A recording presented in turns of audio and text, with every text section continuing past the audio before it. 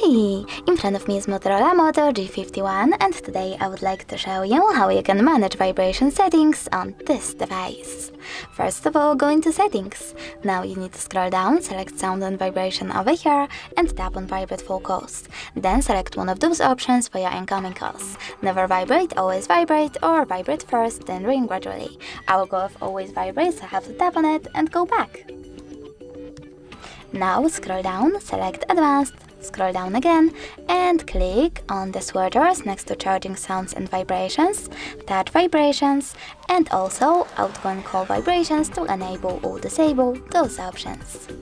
Thanks so much for watching. If you enjoyed this video, leave a like, comment, and definitely subscribe. Bye!